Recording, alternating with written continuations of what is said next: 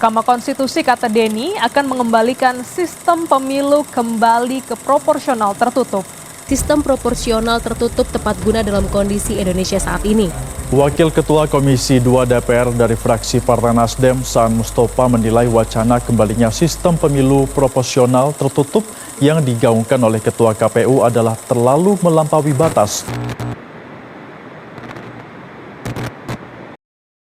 Ecum et bonum ex lex legum. Apa yang adil dan baik adalah hukumnya hukum. Hal ini sebagaimana pemilu yang baik harus mengutamakan keadilan dan kebermanfaatan dalam upaya mempertahankan kedaulatan rakyat dari sistem yang dijalankan. Assalamualaikum warahmatullahi wabarakatuh. Shalom, Om Swastiastu, Namo Buddhaya, salam kebajikan. Dewan juri yang terhormat serta para pemerhati hukum sekalian. Perkenalkan, kami dari tim Majen Suprapto yang dibawakan oleh saya, Revalina Apriantiara sebagai pembicara pertama yang berlaku sebagai tim netral, Abrori sebagai pembicara kedua yang berlaku sebagai tim pro, dan Abdul Jabar sebagai pembicara ketiga yang berlaku sebagai tim kontra. Dalam kesempatan kali ini kami akan mengupas tuntas konstruksi berpikir kami terkait mosi proporsional tertutup dinilai cocok digunakan pada pemilu di Indonesia.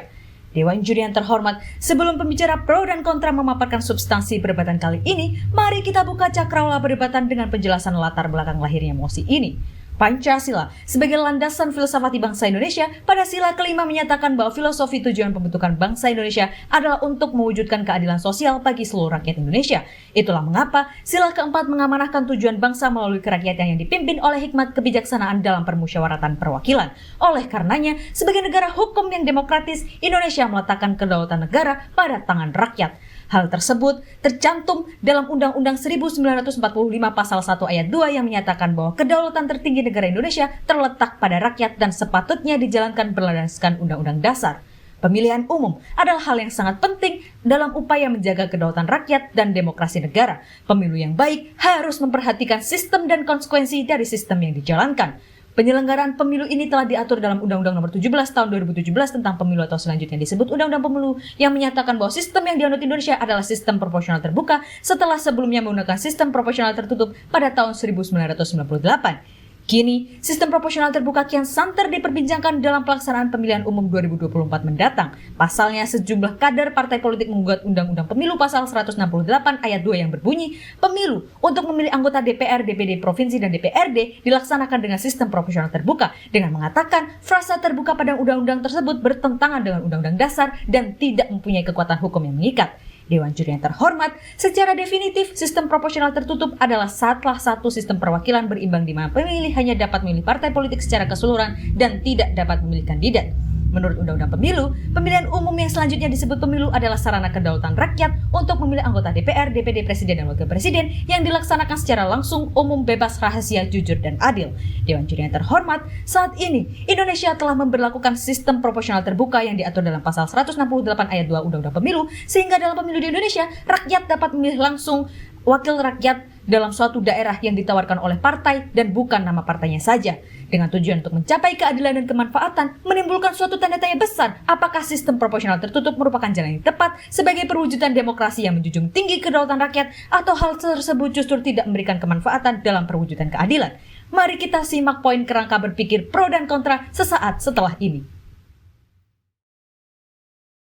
Terima kasih. Governance just prevoit, yang artinya menjalankan pemerintah berarti melihat ke depan dan menjalankan apa yang harus dilakukan.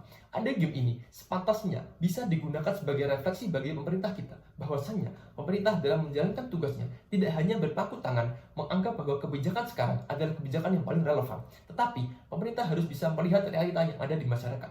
Dewan juri yang terhormat, saya selaku pembicara kedua mengamini mosi pada kali ini, yakni sistem pemilu proporsional tertutup dinilai cocok digunakan pada pemilu di Indonesia. Ada setidaknya dua poin argumentasi yang mendasari mengapa sistem pemilu proporsional tertutup dinilai lebih cocok digunakan pada pemilu di Indonesia. Yang pertama, sistem pemilu proporsional tertutup dapat meningkatkan peran positif partai politik dalam sistem kaderisasi kepartaian. Pernyataan ini juga selaras dengan pendapat yang disampaikan oleh Dr. Mada Sukmanjadi, Guru Besar Ilmu Politik Universitas Gadjah Mada. Beliau menyampaikan bahwasannya sistem pemilu tertutup hampir bisa dipastikan akan disetujui oleh partai yang secara serius mengorganisasi diri dan pasti tidak disetujui oleh partai yang tidak suka capek-capek mengorganisasi dan hanya memainkan media saja. Dewan Juri yang terhormat, kita ketahui bersama bahwasanya sekarang sangat marak partai politik yang lebih suka mengusung calon-calon legislatif yang terkenal di dunia masyarakat daripada mengusung calon-calon yang memang berkompeten di bidangnya atau calon-calon yang dapat merepresentasikan masyarakat secara luas. Padahal, seperti yang tercantum pada pasal 13 Undang-Undang Nomor 2 Tahun 2008, bahwasanya kewajiban partai politik adalah untuk menjunjung tinggi supremasi hukum, demokrasi, dan hak asasi manusia. Selain itu, sistem pemilu proporsional tertutup juga akan memudahkan pemenuhan kuota perempuan dan golongan-golongan minoritas lain. Dewan Juri yang terhormat, kita ketahui bersama bahwasanya dikarenakan hanya beberapa orang yang dikenal masyarakat luas dan mempunyai privilege yang cukup untuk mencalonkan diri dalam pemilu, maka anggota legislatif didominasi oleh orang-orang dari satu etnis atau satu tata sosial ekonomi yang tinggi. Hal ini diperparah dengan pola pikir masyarakat Indonesia yang masih menggunakan pola pikir pragmatis, yang mana hal tersebut mengakibatkan banyak calon-calon dari kontestasi pemilu berpikiran bahwasanya apabila memiliki uang, mereka bisa dengan mudah memenangkan pemilu atau kita kenal dengan istilah money politik. Sedangkan seharusnya pencalonan kader partai politik haruslah bersifat inklusif dan kompetitif, sehingga partai politik dapat berfungsi sebagai sarana integrasi nasional, agresi kepentingan dan pendidikan politik seperti yang tertuang pada pasal 11 Undang-Undang Nomor 2 Tahun 2008. Yang kedua, penghitungan suara yang relatif lebih mudah. Dewan Juri yang terhormat, penghitungan suara dalam sistem proporsional tertutup sangat-sangat bisa meningkatkan panitia pelaksana pemilu. Hal ini dirasa perlu menjadi salah satu pertimbangan, mengingat pada pemilu tahun 2019 ditemukan sejumlah 894 penyelenggara atau panitia pemilu yang sampai meninggal dunia karena kelelahan. Hal ini seharusnya dijadikan evaluasi pada sistem pemilu yang akan kita laksanakan selanjutnya. Oleh karena itu, konsep pemilu proporsional tertutup dapat menghindari hal-hal yang terjadi seperti di atas tadi. Melihat jumlah masyarakat Indonesia yang sangat banyak dan kondisi geografis yang ada di Indonesia, maka pemilu proporsional tertutup jauh lebih relevan daripada terbuka. Hal ini bisa dilihat yang terjadi di negara-negara dengan penduduk banyak dan dataran negara yang luas seperti Amerika, Nigeria, Rusia. Ketiga negara tersebut secara bersamaan melaksanakan pemilu dengan proporsional tertutup. Selain itu, pemilu yang menggunakan proporsional terbuka jauh lebih menghabiskan biaya APBN daripada proporsional tertutup. Hal ini dibuktikan pada pemilu tahun 2019 yang menghabiskan biaya sebesar lebih dari 25 triliun dibandingkan dengan tahun ketika menggunakan pemilu proporsional tertutup, yakni tahun 1999 yang hanya menghabiskan biaya 1,3 triliun atau jika ditambah dengan nilai inflasi selama 20 tahun, maka nilainya hanya sekitar 3 triliun. Ini artinya, pemilu dengan konsep tertutup bisa saja menghemat anggaran APBN yang mungkin nantinya bisa digunakan untuk pembiayaan lain seperti jaminan kesehatan, jaminan pendidikan, dan lain sebagainya. Oleh karena itu, kami dari pihak pro memberikan novelty yang bisa menjadi jalan keluar dari permasalahan-permasalahan di atas. Yang pertama, pemerintah harus bisa memperbaiki iklim demokrasi di Indonesia dengan cara merevisi Undang-Undang Nomor 2 Tahun 2008 Pasal 35 Ayat 1 Poin A dengan menetapkan batasan sumbangan dari anggota untuk menghindari adanya dominasi politik yang abnormal dan memberikan edukasi kepada masyarakat untuk lebih cerdas dalam memilih pemegang kekuasaan. Yang kedua, dari partai politik sendiri adalah untuk melakukan perekrutan dengan model perekrutan kader partai politik yang birokratis, minus moralitas dan tanggung jawab publik, memiliki pendidikan, rekam jejak, dan pengalaman organisasi yang memadai. Sehingga dengan perekrutan kader partai politik yang baik bisa mengimprove kualitas pemerintah dan demokrasi kita. Sekian, terima kasih. Vox Populi, Vox Dei, suara rakyat adalah suara Tuhan. Pemilihan umum yang kita bahas dalam musik kali ini bisa disebut sebagai pesta demokrasi karena menjadi kesempatan langka di mana suara rakyat sebagai pemegang kedaulatan tertinggi dalam sistem demokrasi Indonesia sebagaimana diamanatkan Undang-Undang Dasar 1945 Pasal 1 Ayat 2 dapat didengar dan diwakili selama diabaikan oleh para pejabat. Namun sejauh mana ekspresi suara rakyat yang dikatakan sebagai suara Tuhan ini dapat benar-benar tercermin dan terwujudkan ketika terjadi perubahan sistem pemilihan umum menjadi sistem proporsional tertutup, bagaimana diproporsikan oleh pihak pro. Hal ini jelas akan menjadi hak kedaulatan rakyat dengan membatasi partisipasi masyarakat hanya dapat melalui partai politiknya saja, tanpa bisa memilih pemimpin yang jelas akan menjalankan fungsi sehari-hari jalannya pemerintahan.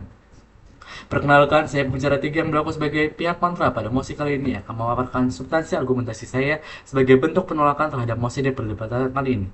Dewan Juri yang terhormat, kita berpihak saya selaku pihak kontra pada mosi kali ini sejatinya telah dilandasi oleh 2 poin argumentasi. Pertama, sejatinya sistem proporsional terbuka lebih konstitusional daripada sistem proporsional tertutup. Sebagaimana diakui oleh Mahkamah Konstitusi Dalam putusan MK nomor 47 garing PUU strip 17 garing 2019, Undang-Undang Dasar 1945 tidak secara tegas menegaskan aturan perancangan sistem pemilihan umum, sehingga sistem pemilihan umum proporsional terbuka itu sah secara konstitusional.